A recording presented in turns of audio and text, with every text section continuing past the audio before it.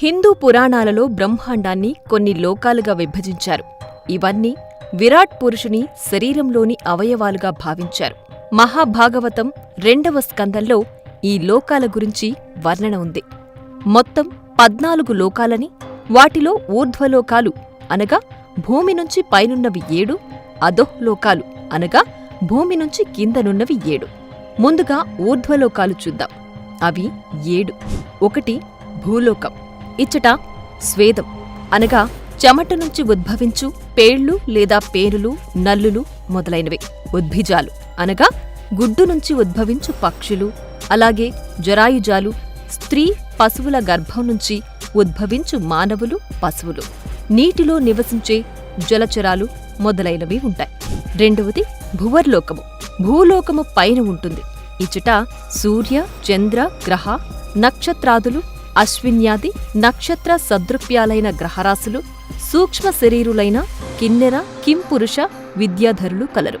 సువర్లోకము లేక స్వర్గలోకము. ఇది భువర్లోకము పైన ఉంటుంది. ఇక్కడ అధిష్టాన దేవతలు అగు ఇంద్రాదులు, దిక్పాలకులు, వర్షవాయువులు, ఐశ్వర్యాదులు కలరు. వీరితో పాటు సాధ్యులు, మహర్షులు, గంధర్వులు, అప్సరసులు కలరు.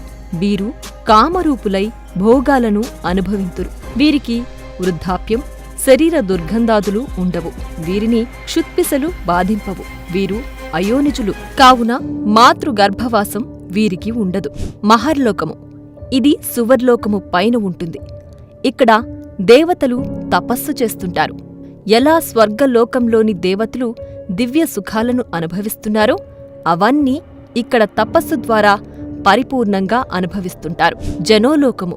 ఇది మహర్లోకము పైన ఉంటుంది. దీనిని కొందరు సత్యలోకమని కూడా అంటారు. ఏ స్త్రీ భర్త మరణానంతరం సహగమనం చేస్తారో ఆమె పవిత్రశీల ప్రభావంతో ఆమె పతికి అన్యజన్మ ఉన్నప్పటికీ జన్మరాహిత్యం కలిగి సతీ పతులిరువురు ఈ జనలోకంలో సుఖశాంతులతో వర్ధిల్లురు. ఇక్కడ అయోనిజ దేవతలు కూడా తపమాచరిస్తుంటారు.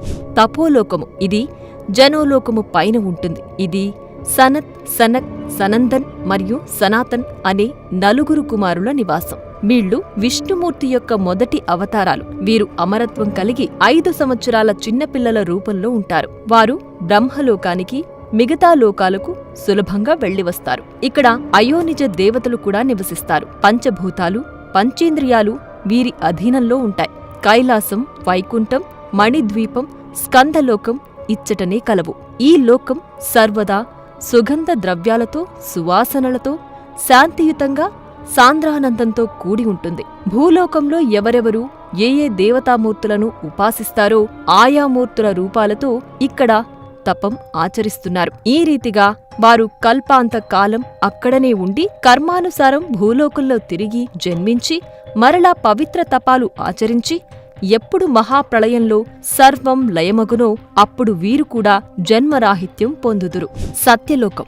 ఇది తపోలోకము పైన ఉంటుంది. ఇక్కడ సృష్టికర్త అయిన హిరణ్య గర్భుడు బ్రహ్మ అను ఒక అధికారిక పురుషుడు ఆ పదవిని అనేకానేక కల్పాలనంతరం ఒక్కొక్కరు పొంది తమ ఆయువు తీరినంతనే బ్రహ్మంలో లయమవుతారు. ప్రస్తుత బ్రహ్మకు మొదటి అర్ధభాగం తీరినది.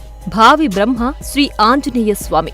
ఈ లోకంలో కూడా అనేక ఉపాసనలు చేసినవారు, వేదాంత విచారకులు, భూలోకంలో ఆత్మజ్ఞానం పొందినవారు, అసంఖ్యాకులగు మహర్షులు వేదాంత విచారణలు కావిస్తుంటారు. ఇప్పుడు భూలోకానికి కింద ఉండే అధోః లోకాల గురించి తెలుసుకుందాం. అవి 7. ఇందులో మొదటిది అతలలోకం. ఇది భూలోకానికి క్రింద ఉంటుంది. మయుడి కుమారుడైన బలుడి వినోదస్థానం. వీరు సూక్ష్మ శరీరులు, భౌతిక సుఖలాలసులు కావున అధిక మద సంపన్నులుగా ఉంటారు.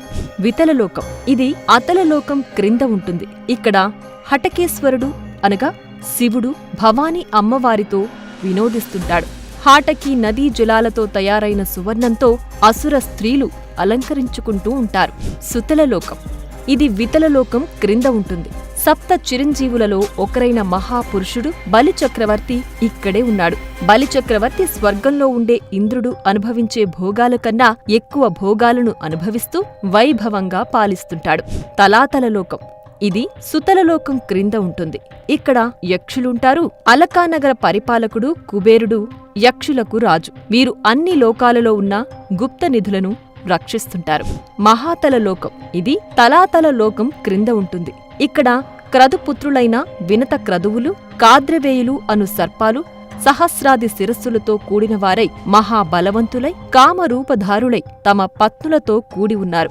రసాతలలోకం ఇది మహాతలలోకం క్రింద ఉంటుంది. ఈ లోకంలో పరమేశ్వరునితో సంహరించబడిన దానవేంద్రులైన త్రిపురాసురులు, మాయ విద్యలో నేర్పురులైన అసురులు, రాక్షసులు నివసిస్తారు. ఇక్కడ మయుడు రాక్షసులుండే పట్టణాలను నిర్మిస్తుంటాడు. దానవ దైత్యులు, నివాత కవచులు, కాలకీయులు ఉంటారు. వీరంతా మహాసాహసవంతులు. పాతాళలోకం ఇది రసాతలలోకం క్రింద ఉంటుంది. ఇక్కడ నాగలోకాధిపతి అయిన వాసుకి మొదలు శంఖుడు, కులికుడు, ధనుంజయుడు లాంటి మహానాగులన్నీ గొప్ప గొప్ప మణులతో ప్రకాశిస్తుంటాయి. ఆ పాతాళం అడుగునే ఆదిశేషుడుండేది. 30,000 యోజనాల కైవారంలో చుట్టుకుని ఉంటాడు. ఆదిశేషుడి పడగమీద ఈ భూమండలం అంతా ఒక ఆవగింజంత పరిమాణంలో ఉంటుంది. ప్రళయకాలంలో ఆ ఆదిశేషుడే ఏకాదశ రుద్రులను సృష్టించి సృష్టి అంతా లయమయ్యేలాగా చేస్తుంటాడు. ఈ 7 అధోలోకాలు ఒక్కొక్కటి 10,000 యోజనాల వెడల్పు, అంతే లోతు కలిగి ఉంటాయి. వీటిని బిలస్వర్గాలు అని కూడా అంటారు. ఈ లోకాల్లో కూడా కామ, భోగ, ఐశ్వర్యాలు స్వర్గలోక వాసులకు లభించినట్లే ఇక్కడి వారికి లభిస్తుంటాయి. ఈ లోకాలన్నింటినీ మయుడు నిర్మించాడు. అంతులేని కామభోగాలను నిరంతరం అనుభవిస్తూ ఉండడమే ఈ లోకవాసుల పని. ఊర్ధ్వలోకాల వారికి ఉన్నట్లు ఇక్కడి వారికి మాత్రం సూర్యరశ్మి ఉండదు. అయితే సర్పాల మణులు దేదీప్యంగా కాంతులీనుతూ ఈ లోకాలలో వెలుగును ప్రసరింపజేస్తుంటాయి. ఇక్కడి వారంతా వ్యాధులకు, వార్ధక్యానికి, మానసిక బాధలకు దూరంగా ఉంటారు. మొత్తంగా ఇది 14 లోకాల గురించిన సమగ్ర సమాచారం.